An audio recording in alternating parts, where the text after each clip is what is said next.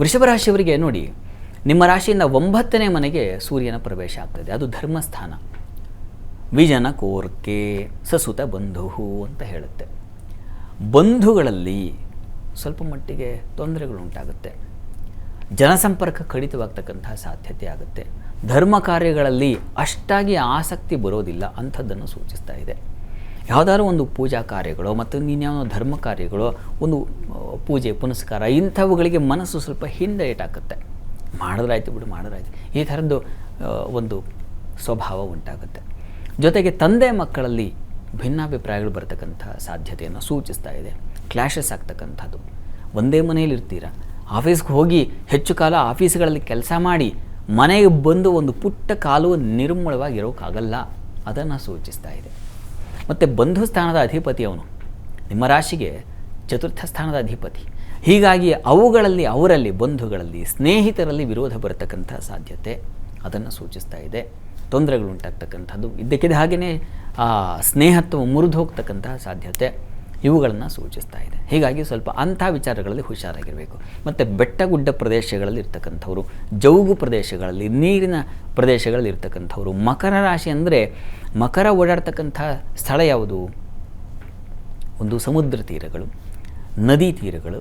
ಇಂತಹ ಪ್ರದೇಶಗಳಲ್ಲಿ ವಾಸ ಮಾಡೋರು ಬಹಳ ಎಚ್ಚರಿಕೆಯಿಂದ ಇರಬೇಕು. ಮತ್ತು ಅದು ಪೃಷ್ಠೋದಯ ರಾಶಿ. ಹೀಗಾಗಿ ಹಿಂದೆಯಿಂದ ನಿಮಗೆ ಕಾಣದ ಹಾಗೆ ಕೆಲಸ ಮಾಡಿ ನಿಮಗೆ ತೊಂದರೆ ಕೊಡ್ತಕ್ಕಂಥವ್ರು ಸಾಕಷ್ಟು ಜನ ಆಗ್ಬಿಡ್ತಾರೆ. ಹೀಗಾಗಿ ಇಂಥ ವಿಚಾರಗಳಲ್ಲಿ ಮೈಯೆಲ್ಲ ಕಣ್ಣಾಗಿರಬೇಕು, ಬೆನ್ನೆಲ್ಲ ಕಣ್ಣಾಗಿರಬೇಕು. ಇತ್ತ ನೋಡೋದಷ್ಟೇ ಅಲ್ಲ, ಎಲ್ಲ ಕಡೆ ನೋಡ್ತಾ ಇರಬೇಕು. ಯಾರು ಏನು ಮಾಡ್ತಾರೋ ಅಂಥದ್ದೊಂದು ಸಂದರ್ಭ ಎದುರಾಗುತ್ತೆ. ತುಂಬ ಆತ್ಮೀಯರಾಗಿರ್ತಾರೆ, ಅವರೇ ನಿಮಗೆ ಕೈ ಕೊಟ್ಬಿಡ್ತಾರೆ.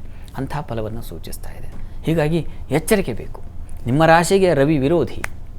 ಹೀಗಾಗಿ ನೀವು ಬಹಳ ಎಚ್ಚರಿಕೆ ತಗೊಳ್ಬೇಕು ಈ ಒಂದು ಸಂಕ್ರಾಂತಿಯ ಸಂದರ್ಭದಲ್ಲಿ ಅನ್ನೋದನ್ನು ಹೇಳ್ತಾ ಇದೆ. ಕರ್ಮಸ್ಥಾನದ ಅಧಿಪತಿ ಚೆನ್ನಾಗಿದ್ದಾನೆ. ಹೀಗಾಗಿ ನಿಮಗೆ ಶಶಿಯೋಗ, ವೃತ್ತಿಯಲ್ಲಿ ಯಾವುದೇ ತೊಡಕಾಗೋದಿಲ್ಲ. ಯೋಚನೆ ಮಾಡಬೇಡಿ. ನಾನು ರವಿ ಶನಿ ಎರಡನ್ನೂ ಇಟ್ಕೊಂಡು ಹೇಳ್ತಾ ಇದ್ದೆ. ಮತ್ತು ಕುಜನೂ ಬರ್ತಾನೆ, ಮುಂದೆ ಅವನ ಪ್ರಯಾಣವು ಚೆನ್ನಾಗಿದೆ. ಹಾಗೆಲ್ಲ ಸ್ವಲ್ಪ ಸ್ವಲ್ಪ ಅನುಕೂಲ ಆಗ್ತಾ ಹೋಗುತ್ತೆ. ಹೀಗಾಗಿ ರವಿ ನಿಮಗೆ, ನಿಮ್ಮ ಪಾಲಿಗೆ ಸ್ವಲ್ಪ ಮಟ್ಟಿಗೆ ತಕರಾರು ಮಾಡುವ ಕಾರಣದಿಂದಾಗಿ ಈ ಸ್ನೇಹಿತರು, ಬಂಧುಗಳ ವಿಚಾರದಲ್ಲಿ, ಪ್ರಯಾಣ ವಿಚಾರದಲ್ಲೂ ಎಚ್ಚರಿಕೆ ಇಟ್ಕೊಳ್ಬೇಕು. ಈ ಎಲ್ಲ ಕಾರಣಗಳಿಂದಾಗಿ ನೀವು ನೋಡಿ, ಈಶ್ವರ ಸನ್ನಿಧಾನಕ್ಕೆ ಗೋಧಿ ಧಾನ್ಯವನ್ನು ಸಮರ್ಪಣೆ ಮಾಡಿದರೆ ತುಂಬ ಸಹಕಾರಿಯಾಗುತ್ತೆ. ಪ್ರತಿ ದಿವಸ ಅಥವಾ ಆಗಲಿಲ್ವಾ ಪ್ರತಿ ಭಾನುವಾರ ಗೋಧಿ ಸಮರ್ಪಣೆ ಮಾಡಿದರೆ ತುಂಬ ಒಳ್ಳೆಯದು. ಅದು ನಿಮಗೆ ವಿಶೇಷ ಫಲವನ್ನು ತಂದುಕೊಡುತ್ತೆ, ತೊಡಕುಗಳನ್ನು ಬಿಡಿಸಿಕೊಡುತ್ತೆ.